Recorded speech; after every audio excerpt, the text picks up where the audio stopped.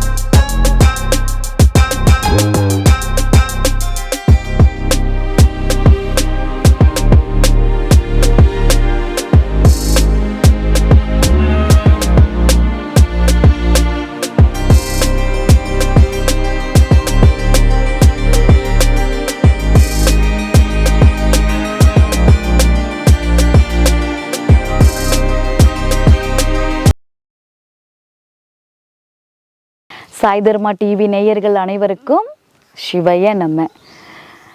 எல்லோரும் ஆரோக்கியத்துடன், உடல் ஆரோக்கியத்தோடு, மன நிம்மதியோடு, ஆன்ம அமைதியோடு கண்டிப்பாக வாழணும் சுவாமி. நம்ம பிறந்ததே நம்ம உணர்றதுக்கு இறைவன் கொடுக்குற சிறு வாய்ப்பு தான் நம்ம பிறப்பு. அந்த சிறு வாய்ப்பை நம்ம தவறிட்டோம் அப்படின்னா மறுபடியும் என்ன பண்ணுவோம்? செத்து போயிடுவோம், இறந்து போயிடுவோம் சுவாமி. சிவ சிவ. அணுதினமும் நாம் நம்மளை பற்றி மட்டும்தான் சுவாமி நம்ம சிந்திச்சுக்கிட்டே இருக்கணும். அவங்க அப்படி, இவங்க அப்படி, அது அப்படி, இது அப்படி நம்ம என்ன பண்ணக்கூடாது? சிந்திக்கக்கூடாது. சரி, இன்றைக்கி என்னம்மா சொல்ல வரீங்க? நான் என்ன சொல்ல போகிறேன்? எனக்கு என்ன தான் தெரியும்? நானே ஒரு பஞ்ச பரதேசி நிலைன்னு சொல்லியிருக்கேன். எனக்கு தெரிந்த என் வழி போல் பல ஞான சித்தர்கள் வாழ்ந்திருக்காங்க. அந்த அடிப்படையில் பட்டினத்தார் தாத்தா இருக்கார் இல்லையா, பட்டினத்தார், அவர் அந்த ஊர்லேயே அரசனோடவும் மிக உயர்ந்த பணக்காரர் சுவாமி. பணக்காரரான உடனே ஞானம் அடைஞ்சிட்டாரு. இதுதான் அப்படின்னு தெரிஞ்சுக்கிட்டாரு.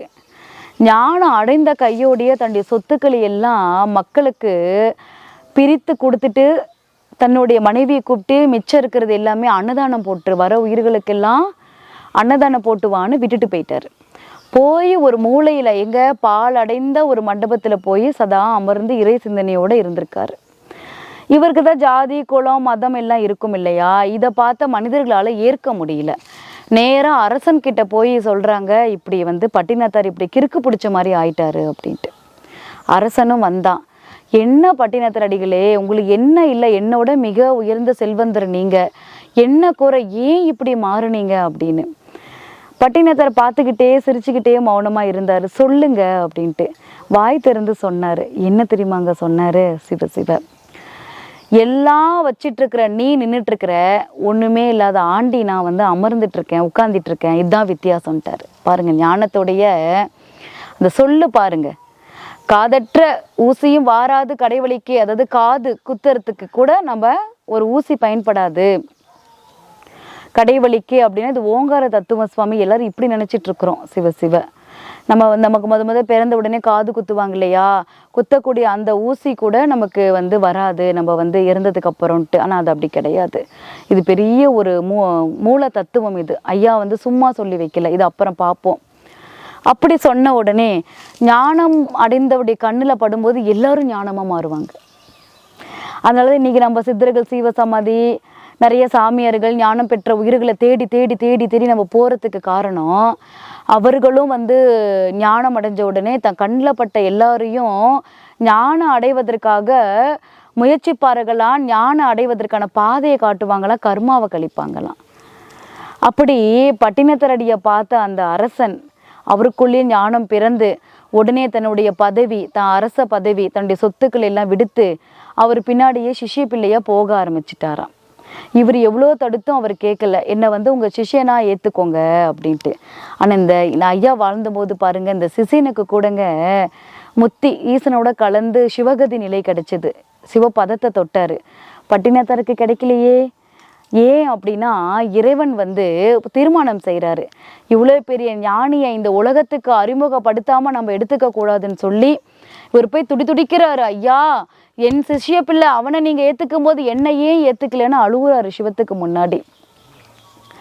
அப்போ சிவபெருமான் சொல்கிறாரு, பேய் கரும்பு எங்கே தித்திக்குமோ அங்கே உனக்கு முத்திடான்னு அனுப்பி வைக்கிறாரு. சென்னை பக்கத்தில் இருக்குது ஐயாவுடைய சமாதி. போய் ஒவ்வொரு ஊராக போக போக போக ஈஸ்வரர் என்ன பண்ணுறாரு, சிவபெருமான் அந்த இடத்துல பட்டினத்தாரை வச்சு அவருடைய தவ பெருமையும் அவருடைய ஞானத்தையும் உலகத்துக்கு புகுட்டுறாரு.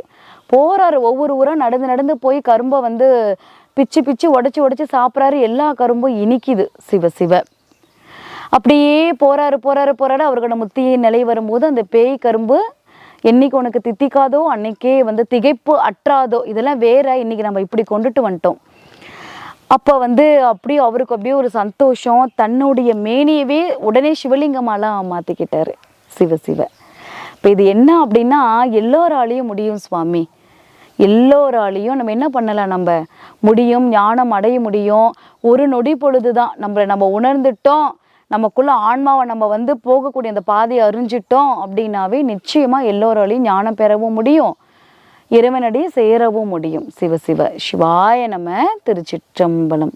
அனைத்து உலக மக்களுக்கும் நம்ம சிவைய வாழ்க, என் நாதன் தாழ் வாழ்க. என் குருநாதர் பாட்டு சித்தரையோட திருவடிகளை வணங்கி ஐயா நிறைய பதிவுகள் நமக்கு வந்து கொடுத்தாங்க. இதை தொடர்ந்து என்னுடைய நோக்கம், இது என்னுடைய குருவுடைய நோக்கமே அல்ல, என் குருவை வைத்து நான் சொல்கிறேன், முழுக்க நான் எடுத்துக்கொண்ட பொறுப்பும் என்னுடைய நோக்கமும் இதுவே. உங்களுக்கு பின்னாடி பாருங்கள், 64 அடியில் வாழை பரமேஸ்வரி காயத்ரியுடைய அம்சமாக நாங்கள் வந்து சிலை வடிவத்தில் அவளை வந்து உயர்த்த போகிறோம். இதுக்கு தான் வந்து நிறைய உதவிகளும் பொருள்களும் தேவைப்படுது. நான் மறுபடியும் சொல்கிறேன், பணம்ங்கிற மாயையே நான் விரும்பலை, என் குருநாதரும் விரும்பலை, அது நீங்களே வச்சுக்கோங்க. எங்களுக்கு என்ன தேவைப்படுது அப்படின்னா அன்னதானங்கள் போடுவதற்கு உணவுப் பொருட்களும், இங்கே மணல் ஜல்லி இந்த மாதிரி சில பொருட்கள் தான் இங்கே தேவைப்படுது. அம்பாளை உயர்த்துவதற்கு நிறைய அடியார்கள் வந்து சேவை செஞ்சு கொடுக்குறோம், நாங்கள் வரலாமாலாம் கேட்குறீங்க. தாராளமாக உங்களால் என்ன முடியுமோ, பொருள் இல்லாதவர்கள் உழைப்பை கூட இங்கே கொடுக்கலாம். என்ன முடியுமோ அது அந்த தாய் முடிவு பண்ணி உங்கள் ஆன்மாவிலேருந்து இங்கே அனுப்புவோம் அன்பு ரீதியாக. அதனால் எல்லோரும் வரணும், பின்னாடி எல்லாம் காட்டுவாங்க.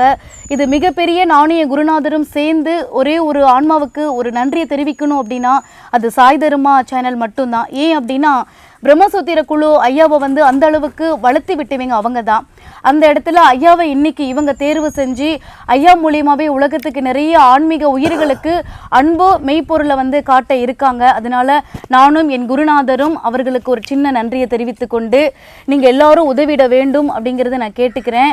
உங்களை எல்லாரும் அப்பா வந்து ஒரு 4 வார்த்தை வாழ்த்துவார். சிவாய நம. திருச்சிற்றம்பலம். இப்போது இந்த மாதிரி ஒரு நிகழ்ச்சியை ஏற்பாடு பண்ணி சாய் தர்மா டிவி செய்தனாலே அது நம்மளோட தூண்டுதல் கிடையாது.